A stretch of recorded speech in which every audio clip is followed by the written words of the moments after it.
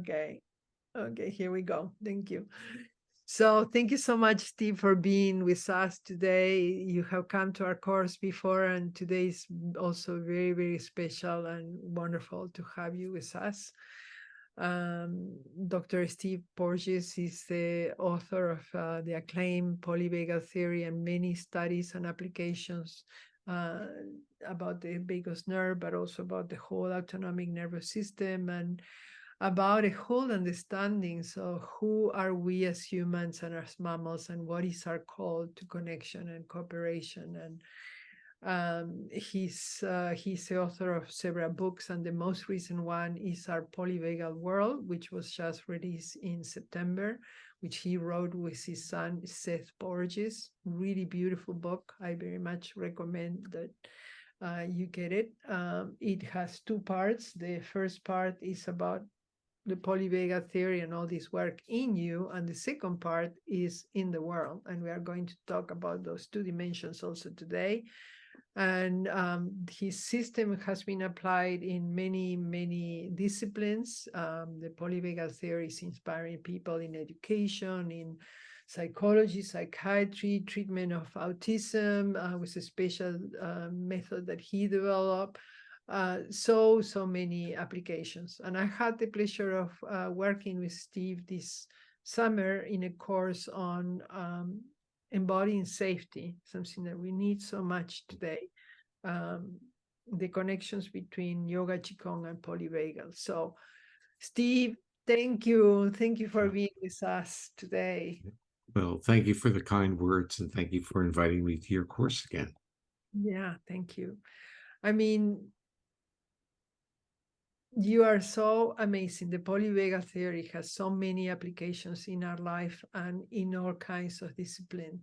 And it's just so absolutely crucial also right now. I'm always, but even more intensely now, but with the very distressing times we are going through. We are going to talk a little bit about that. But first, could we, I know everyone has asked you this question, but and in the book, again starts like, what is the polyvagal theory? For those of you that haven't heard of it, I'm sure many of you have, but can we hear from you? Well, it's too bad Seth's not on. He really kind of encapsulates the whole theory in a phrase, but basically, the terminology that he would use is really, it's how safe we feel is what determines how we live our lives. I, coming from a scientific perspective, say, well, what do I mean by feelings? Well, it means our physiological state. So when our physiology is in a calm, restful state, the world's not only pleasant, it's inviting, it's engaging, it's beautiful, and we're flexible within it. But when our physiology is really retuned to be in a state of threat, then the world becomes hostile and difficult for us to navigate. The interesting part of polyvagal theory is that it's really a map of how we live our lives. And I would say even more, it's a map of how our children and even our pets, or at least our mammalian pets, live their lives. And I'm now caught in this kind of interesting discussion at home because during the pandemic, we adopted a 2-year-old rescued cat. Mhm. And we used to have cats before we had dogs, but dogs are almost like children. They're literally, we think they're placed on the earth to serve us, to respond to us, to come to our needs, to be sensitive to us. But once we have a cat in our home, we learn something different. We learn that the cat's life is all about being co-regulated with another. Like humans, we want co-regulation, but it's on the terms of the cat. And when you watch cats behave, and this is really, I hadn't had a cat since I actually created or developed the theory, and now seeing life through the cat's physiology is just remarkable. And I really wish I saw my children more like cats than like puppies. Because what you see a cat do, you see it interacts with you when it needs contact and needs to be comforted. And then when it has enough, it walks away. It doesn't say goodbye, it just walks away. But what's interesting is you watch where it goes. It often goes on a place where it can keep an eye on you, but not be too close to you. So they're always navigating in this space, and they are using you to feel safe enough to be who they are. So if you leave the house, our cat will go down to the door we left and literally wait there for us to come back. And then when we come back, she's very vocal about how she feels that we left her there. But the point is that you start seeing cats as navigating into regulating their state. And when children regulate their state behaviorally, we get upset with them. We say, sit still, don't do that. And when our spouses or significant others feel agitated, they need to do something and they get fidgety and do their email or on their phone, we say, don't do that. That's not nice. But when we start to understand that these behaviors are behaviors that are reflecting their physiology, then the value, or I would say the value that we interpret, I said the evaluation, not the value, that we give up our evaluation of their behavior and start seeing it for what it's really doing. It's enabling them to regulate. I love that example in the sense that it invites us to develop the kind of openness, tolerance, acceptance that that we would have with our cat, to bring it to our children or our partners and not take it personally. And a lot of the suffering, also like Buddhism and many of the ancient traditions tell us, is when we take things personally, when we go not only, okay, this happened, but why now? Why me? Why did this person do this? Why did it respond like that? And so you are telling us, well, I mean, if you are just seeing yourself, how you are able to take that the cat leaves without much explanation, extend that kind of attitude. You can't do it because you can do it with your cat. See if you can do it with other people. So we are not simplifying people to the stage of cats, but we are mainly seeing how we respond to. Yeah, but it's that latter point. And that is, we are humans and we respond to people who disengage from us. So the turning away, so I'm looking at you, I'm talking to you, Amelia, and if you did this while I'm talking or did this, my physiology would respond. It would not be a pleasant response. So, but you might need to do that because you might be kind of overwhelmed in the setting. The situation might be too much stimulation for you, and you're trying to literally break the intensity of it. But you are breaking it by sending a signal to another. And that's where we, as social mammals, it's very complicated. So we can treat individuals like cats. And when we do that, we don't get angry at them for walking away. Right.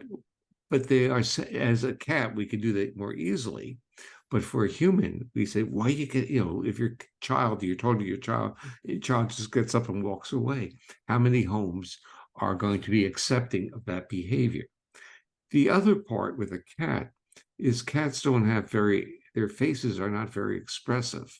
So it's very almost flat face. And we look for facial expressivity. Dogs have facial expressivity. They open their mouth a lot. They almost like are gaping or laughing or smiling. But cats don't do that. They yawn, but they don't really show that face. But their ears go back. And when they go into alert or a defensive posture, the ears will signal that. So it's actually a wonderful exercise of trying to anticipate the state that cat is in. Can you pet its belly? Our cat will go like this. Mm-hmm. It's really the personification of safety. She sleeps like this on her back with her paws out. Now, that's not an animal that is in a state of defense. Right. And I love that the thing is going both ways. One is on realizing how we are responding. So what's happening with our physiological states that are coming up when confronted with it. And then the complementary is to create a space that realizes that, okay, this is another nervous system in front of me that's going through a different kind of journey, and I need to be healthy. And the signals for its own process, right?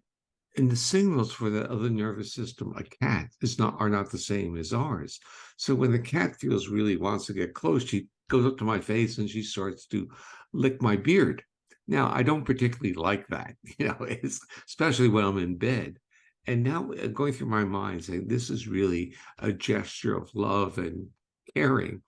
How do I respond to this? Do I move her gently, or do I reflexively get her off my face? And the answer is you love your animals because they are giving you that support. And so your signals now have to be very tempered to understand the communication system that that organism has. And you don't want to, in a sense, be too abrupt, too aggressive, because they'll misinterpret it or overreact to it. They're survival organisms as well. So just visualize this 17-pound cat. I'm in bed, and then there's this licking on that, or there's this thumping on my chest, this heavy animal. And these are all signs of love and caring. But sometimes when you want to sleep, that's not really what you want. So it's interesting that today you went towards pets. It's the first time that I hear you to talk so much about pets and cats. I mean, dogs and cats. But I think it's maybe an easy entrance into polyvagal theory. Yeah. And on the book that you mentioned, Seth being your younger son, who is also a journalist and director of And documentary maker like your son. maker like my son, and so this particular book is very I don't know, I would imagine it's very accessible to anyone who's even not, I mean, it has a scientific part, but it's also in this kind of presentation that would be for an adolescent, for a child, for a regular person with any scientific background, and also for people with scientific background, because it has all the other documentation. But it's a very interesting collaboration, because most of your other books have been directed to psychiatrists, clinicians, dialogues among people that already have all this other background. But this is the first, most accessible book ever. Well, it's a challenge. Okay, so as an academic, academics learn how to write academic papers. So although I can give talks in general where people can track it and they feel comfortable hearing me and meeting me, giving, at the keyboard or given with a pen in the hand, what I write is what I was trained to write. So it's quite tight, quite dense, and it's, documented. That's my schooling. But Seth is a journalist, so he has a different model of how to communicate. And my frustration, and we have to really share, because what is life about? For some of us, we have kind of a mission or a goal in our lives that it's in our head. And that mission is, for many of us, is to make the world a better place. And for me, it was to make the world a better place with the ideas that I use the term pass through me. I don't even want credit for them, because they are always based on, I would say, people who had occurred before me. So on Google Scholar, they used to have this statement that says, on the shoulders of giants. Right. What that really means is that our ideas, good ideas, have been around for a long time. So they've been basically repackaged, and they come through with a different language. Of course, mine come through with contemporary neuroscience language, but the ideas have been there for millennia.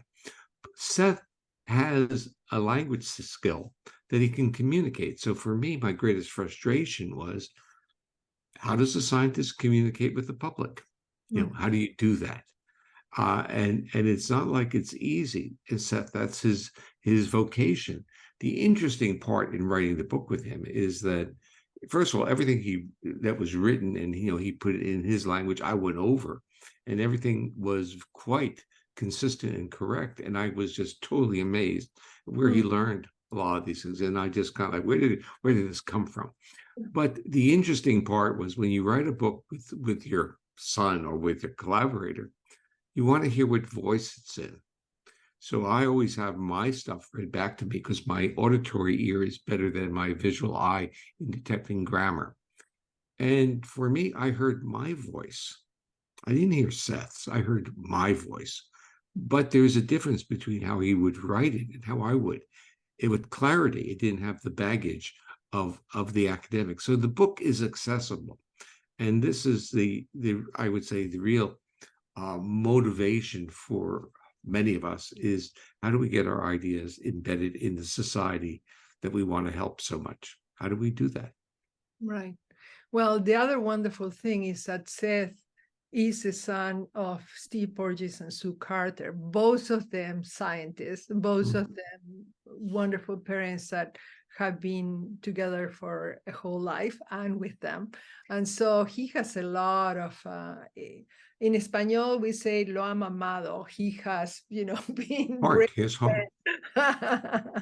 he has been breastfed all Yeah, this in the cells, in the center of his medulla, of his spine. yeah. Well, the part of it, and again, this is another theme of polyvagal theory, and it goes like this. Who are we when we're safe enough to be who we are?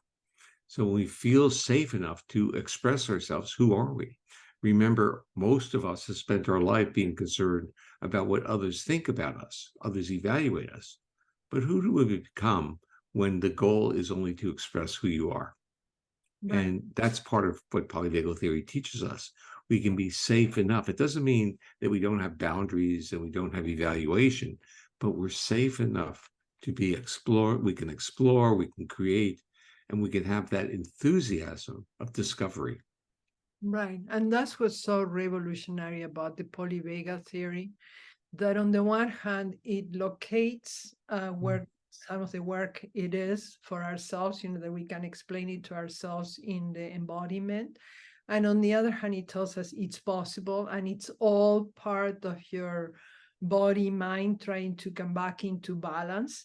And then it also revolutionizes things that for my whole life I have been thinking about this and trying to do it too, like in education, not so much exams and memorization and evaluation that disempowers the student in the same process while it's being tested, but making the space for the student to find his own voice, find how the things she or he's studying applies to him and his community or whatever, and removing this other fear of the evaluation so that the voice can come through. And so that, I think, is why also polyvagal theory has been so much embraced by many educators, besides many psychologists, psychiatrists, and people specialized in trauma and all that. And So, yeah, go ahead. Well, part of the secret is almost counterintuitive. If you want the good to come out, you act good to the individual. So in a sense, signals of safety result in emergent properties of creativity and literally brilliance. And our culture has not really embraced that. It's always been fearful that if you give people signals of safety, they'll be abusive and they'll be lazy. So we created a world that was very productive oriented, not creatively oriented. So it was literally like piecework. You get rewarded if you do more, but there was no metric for creativity, no metric for novelty, no metric for literally breaking the paradigm.